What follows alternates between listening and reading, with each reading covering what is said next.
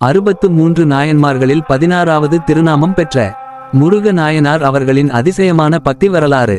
சோழ நாட்டில் இன்றைய திருப்புகலூர் தலத்தில் பிறந்த இவர் சிறு வயதிலிருந்தே சிவபெருமான் மீது அளவற்ற அன்பு கொண்டு இருந்தார்.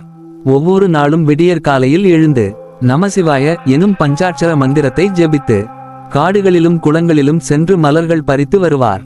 பறித்த மலர்களால் மாலைகள் செய்து திருப்புகலூரில் உள்ள வர்த்தமானீச்சர திருக்கோயிலில் உள்ள சிவபெருமானுக்கு சாத்தி அர்ச்சனை செய்தும் திருவைந்தெழுத்து ஓதியும் வழிபடுவதே அவரின் உயரிய சேவை.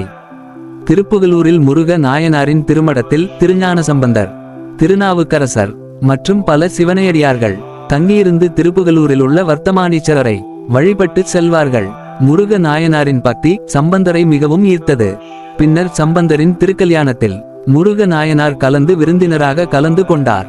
அப்போது சம்பந்தர் இறுதி பதிகம் பாடியவுடன் சன்னதியிலிருந்து பேரொளி வெளிப்பட்டது. அந்த தெய்வீக ஒளியில் முருக நாயனார் உட்பட பல சிவபக்தர்கள் சிவபெருமானுடன் ஒன்றிணைந்து முத்தி அடைந்தனர். முருக நாயனார் வாழ்க்கை சொல்லும் செய்தி ஒன்று: சிவனுக்கு அன்புடன் செய்த சிறிய சேவையே உயர்ந்த வழிபாடு. ஓம் நமசிவாய. நன்றி.